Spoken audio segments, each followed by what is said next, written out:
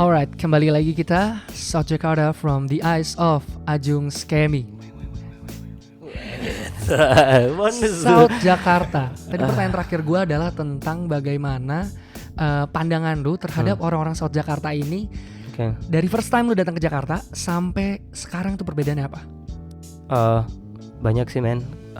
Gue banyak banget bisa ketemu orang yang namanya South Jakarta itu. Ada yang South Jakarta hustler gitu, yang emang beneran mau kerja, emang beneran mau ngabisin waktu dia buat sesuatu. Ada juga South Jakarta yang ngeluher, kerjaan cuman gue pingin banget gini. Ada juga yang kayak South Jakarta yang bacot Terus ada juga South Jakarta yang kayak sini bro, datang buka botol yo, on me. Ada juga bro, like you know what, like it's not fair if kalau gue bilang kayak itu semua jadi satu.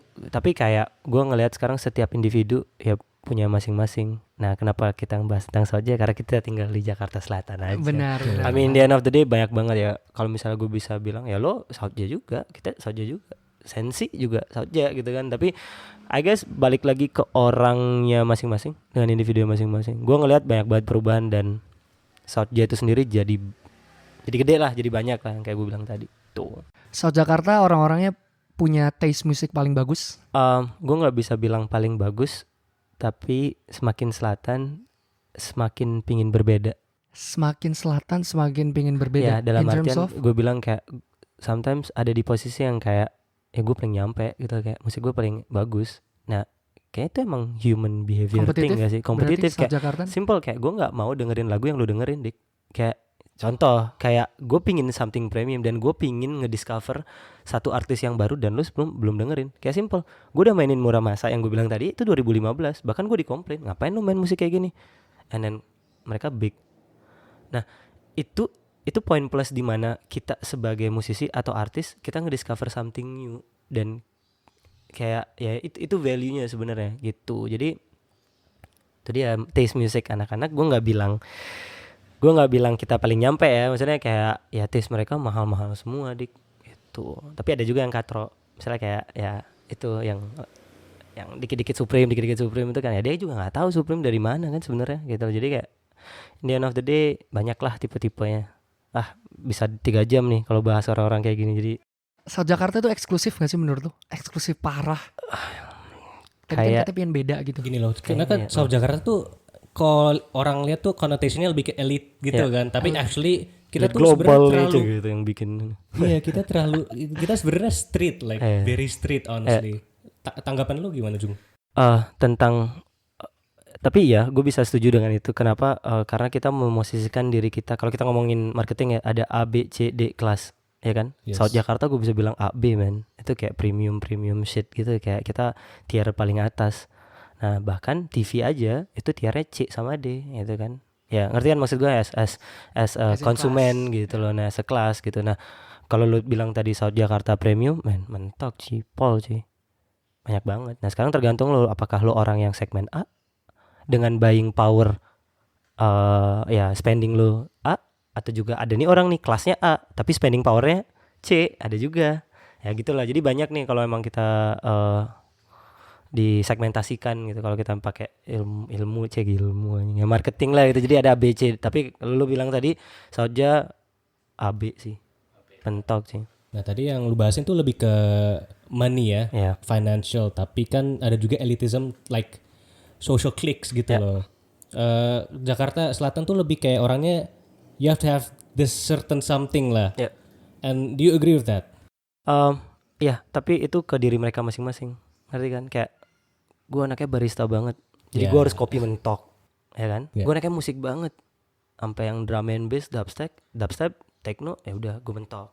Fashion juga, gue anaknya mentok banget. Gue nggak mau pakai brand siapapun, head to toe brand gue sendiri. Ada juga kan, banyak banget kok. Gue bisa bilang brand-brand keren ya, brand lokal keren, mentok kan gitu loh. Dan nggak kalah sama brand luar negeri gitu. Kalau gue bilang, jadi kata nih South Jakarta tuh emang bener-bener unik sih. Lu nggak bisa lu pelajarin gitu aja, karena di sini banyak banget budaya, culture, temenan sama gaya hidup juga. It's like a lifestyle already. So tadi kan ada persepsi dari Pang, dari Ajung ya, masalah kalau kita ini semua South Jakarta kan. Nah kalau menurut gue ini adalah orang yang gak bisa menjadi bagian dari itu sih. Kalau menurut gue mencoba kayak ya istilahnya social climb lah ya kan. Ya, nge-gym ini juga termasuk salah satu upaya gue untuk melakukan social climb gitu. Nah pandangan lu untuk orang-orang seperti gue nih ya, kita ngaku aja kan blind secara terang-terangan gitu, gue ngaku aja gitu. Menurut lu pandangan lu terhadap orang-orang yang melakukan social climb di South Jakarta, kenapa sih mereka banyak yang gak bisa? Oke. Ini ngomongin social climb ya. Social climb itu mungkin lo memanjat ke social climb di mana lo pingin ada di circle itu.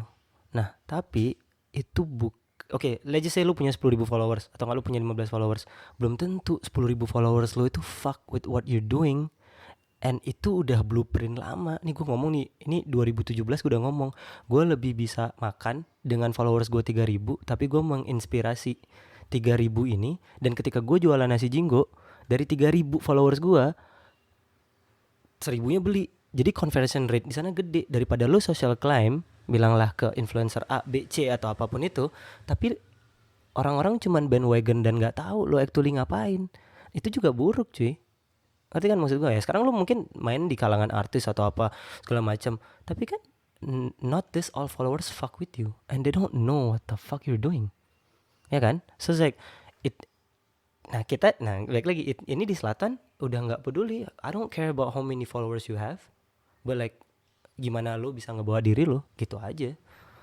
Itu poin gue as social climbing ya. Karena to me I don't buying like social climbing shit bro. Like nah, Jung, how many followers do you have in Instagram? Oh man, that's not fair. Nggak tahu 13, 14, 13.000. I guess ya. 13. Tapi bro, like that's nothing lah. I mean, people see my story like 3.000, 4.000 sehari. Tapi itu organik dong berarti. Gue bisa bilang ya organik, kayak gue juga nggak ada drama kan. Tapi gue setuju sama yang Ajung bilang sih, masalah social climb itu, karena belum tentu lu punya duit tapi lu bisa masuk circle yang lu mau. Itu masalahnya di mana Jung menurut lu? Itu masalah di ego sih. Kayak man, stop trying to be someone else. Like bro, just be yourself. And circle lo akan terbuat organik. Dan ketika organik dan natural itu, man, you can live with it. Trust me. Tapi kalau emang lu punya blueprint yang kayak ya udah gue mau hidup dari endorsement, ya udah lu social climb aja. Karena kenapa? Lu perlu numbers. In the end of the day, company as a big company, as a brand atau apa, dia akan datang. Yaudah Dik, coba lihat sini brand apa gitu, misal iklan atau apa, atau nggak social media campaign, number impression lo berapa, engagement lo berapa, buat sini, yaudah gue bayar nih duit. Nah itu kalau emang lo mau hidup dari era social media, dalam artian, tapi capek nggak sih? Cause you're not genuine. Capek nggak sih lo yang kayak harus mencoba untuk menjadi bukan diri lo, dan lo pingin nyet likes gue belum 5.000, nyet kayak kok komen gue belum segini, capek nggak sih? Capek man. It doesn't matter gitu. Doesn't matter, makanya itu alasan gue gak mau jadi artis. Gue di belakang aja, biarin artis-artis gue yang maju, followersnya banyak, gue di belakang aja udah gitu. Oke, gue punya satu pertanyaan nih yang mungkin lu jawabnya bakal rada panjang ya. We're talking about South Jakarta, we're talking about exposure. Dari yang I knew it's gonna coming. Exposure. Itu kayak spell di Harry Potter gitu gak sih, ngomong exposure. Itu magicnya Harry Potter. Magicnya Harry Potter ya. Nah, exposure ini gak mau komen gue. Itu lu pernah punya expecto masalah patronum. nih. Expecto patronum. Itu diambil dari expecto patronum baru jadi. Enggak salah. Ada nih, enggak ada researchnya nih, enggak ada nih.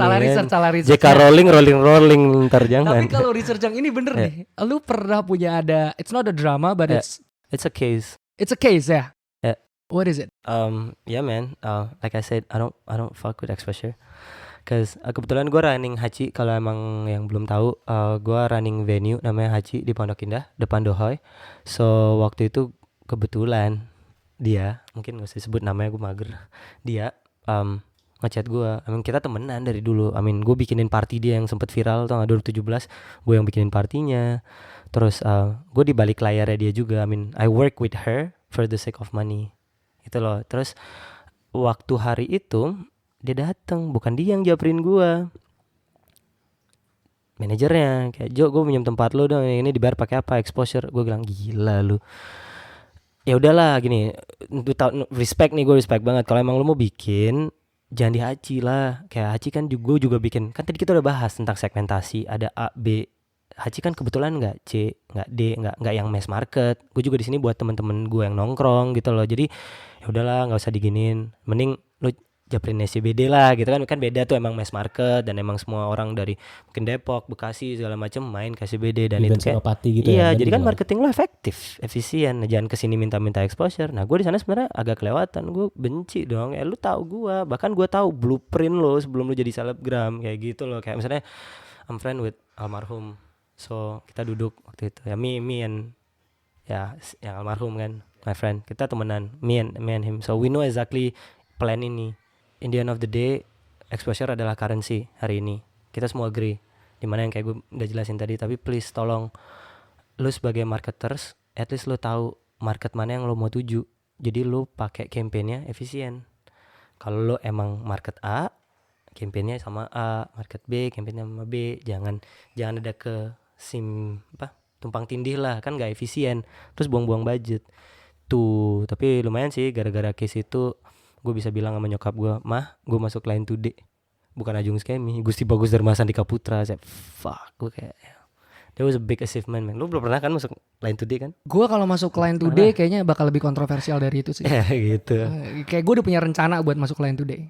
Karena lu setuju gak sih kalau untuk mendapatkan exposure, ada beberapa orang yang rela melakukan apa aja buat exposure. I mean that's true. I agree with that. Totally agree. Karena kayak gue bilang tadi, mungkin dengan numbers itu the company, the brand bakal kayak tutup mata. Itu sebenarnya salah brand sih. Karena brand itu harusnya punya orang internal. Tapi sekarang udah mulai semua orang-orang brand yang keren-keren, dia udah tahu. Kayak nggak mungkin si Mbak itu tiba-tiba disponsor sama LV. You know what I mean? Oh ya, I know. Tiba-tiba LV gitu. Ini kalau gue boleh nyindir dikit nih, nggak tahu nih masuk atau enggak. Lo tau nggak kenapa dia tiba-tiba delete semua isi Instagramnya dia? Terus dia mau rebranding. Terus kayak bakti sosial segala macam. Because C wanna switch from the C to the A market. Nggak bisa bos, jejak digital nggak bisa. Lo nggak akan pernah bisa ngewakilin LV, Gucci, Versace. Kalau lo emang main di C market nggak bisa. Kalau emang mau ya udah be premium man, like be like top tier gitu. Tapi itu perjalanannya jauh banget. Tuh itu maksudnya yang tadi gue mau jelasin. Tuh deh. Itu berarti tadi kita udah ngomongin masalah market, masalah branding, masalah exposure. Kira-kira apalagi sih nih Pang yang kita bisa kulik dari seorang South Jakarta, apa ya ini? South Jakarta hiperbola figur gitu. Sebuah figur di South Jakarta. Gue tuh kalau ngomongin Jakarta Selatan siapapun orangnya, itu kayak ada Ajungnya gitu pasti di pikiran gue. Enggak sih, kebetulan aja gue follow aja, kan, terus kalau follow juga gitu. Bener. Tapi itu ngaruh loh. Dia ada follow temen gue gitu yang mungkin rada gengsi-gengsian orangnya, cewek. Langsung di follow back. Terus dia harus di spesifik itu langsung ya, di follow. cewek Kenal gitu. Juga tolong. Bedanya ini si Ajung punya branding keren. Itu lu tadi. brandingnya apa, Dik? Nah itu tadi, itu loh. Nah sekarang kita ngomongin masalah branding dan exposure tadi. Ini dari sisi cowok ya. Untuk kedeketin cewek, lu bilang itu ngaruh gak? Tergantung sih men. Kalau lo mau nyari yang exposure lagi, atau lo mau nyari cewek yang cuman mau exposure, lo butuh banget. Wajar kan? Kayak cowok gue 20k, cowok gue 30k, cowok gue bisa swipe up. Nah, but I prefer swipe up di real life. Swipe up. Saya. Tapi Ajung bisa swipe up loh. Bro, like okay. Ajung bisa swipe up. I mean, I agree. Cause like in the end of the day lo punya personal branding, tapi lo mau nyari cuman temen semalam, temen di sosial media, atau temen hidup. Kisah beda dong. Pacaran sosial media seru kalau mau ngomongin numbers. Kalau pacaran cuman semalam, bisa cari di Senopati mungkin, bisa kan. Nah kalau gue nih Pang ya, gue sama Ajung nih beda banget masalah persepsi gimana caranya lu mendekatkan cewek kalau dari segi cowok lah ya. Nah gue tuh ngeliat cewek tuh istilahnya gue hormati banget lah ya. Emang gue enggak? Lu kata gini enggak nih, gila nih. Juga. It's like gue tadi cuma setengah denger. Lu saja enggak menghormatin lu ya. Kalian semua pasti menghormati kan. Tapi kalau gue mikirnya adalah gue tuh sebegitu takutnya sama mereka, sebegitu respectnya sama mereka, begitu kedeketin tuh gue kayak harus ngejatuhin diri gue. Menurut lu itu bener gak sih Jum? Yeah man. Couple times I saw you try to flirt with the girl and you always fail. Sorry. Kalau gua ini kan gua. Nah, kalau soal Ajung nih ya, kita bahas masa lalunya lah, masalah untuk saat jadi fuckboy gitu lah ya. Lu ini fuckboy, ladies man atau apa sih? Sebenarnya gue nggak fuckboy cuy. Sebenarnya itu salah satu marketing tools gue. Ini mungkin orang-orang kira gue fuckboy, tapi sebenarnya enggak. Itu mungkin adalah salah satu tools gue di mana gue kan di klub ya, gue kan di music industry. Man, I always loyal with one girl way back. Karena one girl itu selalu di rumah and know exactly in the perfect timing. Tapi gue di klub atau nggak gue di bar, gue nge-promote acara gue, itu gue genuine dalam artian ada cewek manapun. Simpel lah, kalau Jakarta cewek, lo mau apa? Nah, lo mau minum kan? Gue kasih.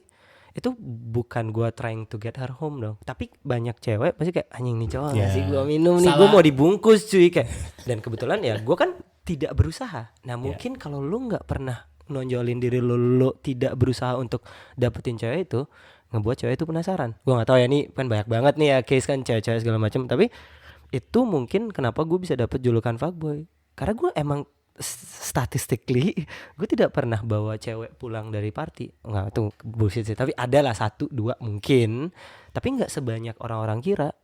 Nah mungkin cewek-cewek itu kesel karena gue kasih minum nggak gue bawa pulang. Itu masalahnya. Karena di rumah udah ada yang nunggu gitu. Sebenarnya kayak gue udahlah cewek satu aja gitu. Mungkin di sana value-nya. Jadi gue juga enak kan. Iya Jung throw party nih we. Cewek-cewek rame. Nah cewek-cewek rame di party gue. Lu juga cowok-cowok gak, walaupun lu gak pernah fuck with my music man. You just say, oh I'm gonna go there cause the cewek rame. Facts bro, like gak apa-apa. Gue gak suruh homies gue untuk ngerti cara musik gue atau cara gue bergaul. Tapi at least gue mau teman-teman gue bisa hangout di party gue. So I make a vibe. Nah otomatis itu juga pada nyari cewek kan. Ya udah, itu kenapa orang-orang kira gue fuckboy. Karena fuckboy itu mungkin menjadi tools gue dimana gue bisa nge-promote party jauh dan gue berteman jauh. Makanya tadi dia bilang nih cewek follow. Ya kan temenan dik. Gue gak deep dik, temenan aja. Jadi anda ini romantisme over. Enggak cuy, gue gak romantis sama sekali. Sorry itu kekerasan ya filmnya. Enggak cuy. Gak romantis sama sekali. Enggak, gue gak romantis sama sekali. Karena gue mungkin lebih ke logik. Gue lebih ke logik yang kayak ya udah. Tapi sometimes lah, I mean giving her flowers, buying dinner, so watch movie, it's a basic thing to do lah. Segitu doang sih level romantis gue. Jadi lebih ke networking dong ya? Lebih ke networking fuckboy itu sebenarnya. Jadi fuckboyism tuh bisa jadi buat networking juga ternyata. Sangat cuy. That was a good era. Not anymore? No man, I'm done already. Done. Gue lebih baik, gue lebih seneng di balik layar sekarang jauh. Apa bedanya Jung? Dapat lebih banyak tenang. Cewek yang mau sama lu sama ketika lu setia sama satu cewek itu bedanya apa sih? Bedanya ketika lu setia sama satu cewek, banyak cewek yang ngechat lu. Oh, jadi justru kebalik gitu. Iya jadi dong. ketika lu punya pacar atau lu lagi deketin seorang, ini kan teori nih kalau cowok-cowok kan kayak anjing gue udah punya pacar banyak banget nih yang ngechatin gue. Itu benar cuy. Tapi kalau lu single malah nggak ada. Kosong. Bener kan? Lautnya ini kosong. semua kan lu juga ngerasa gitu kan? Lu juga Novice in the sea itu berarti ya? tipikal cowok yang kayak kan selalu tuh kalau di tongkrongan kayak ya gue udah punya apa namanya kayak ya giliran gue punya cewek aja banyak banget cewek yang deketin gue. Itu benar sih. Itu sebenarnya teori bisnis, namanya supply and demand. Yo, bener, nggak jadi masalah. Iya bener, karena kan ya cewek-cewek ngerti kan kayak cewek nggak tahu ya kayak gue nggak mau ngomongin cewek sama cowok terlalu banyak, tapi mungkin dari cewek perspektif yang gue tahu dia cewek ngelihat kayak cowok itu yang kayak gila penasaran ya, gila misterius ya, oh dia bisa low key ya, oh dia ganteng ya, oh dia kaya ya. Nah kan banyak banget aspeknya gitu loh dari sudut pandang cewek gitu. Itu dia, Jadi dari fuckboy merangkap sekarang menjadi a more serious person ya. Mungkin lebih serius. Umur dik. Lu benar-benar. Umur udah di 25 berarti ya. 25 dik. Ya, gue umur segini masih lucu-lucu aja sih. Harus, masih polos-polos aja kalau gue. Polos dari mana dik? Gue polos istilahnya. Dari ya, tadi.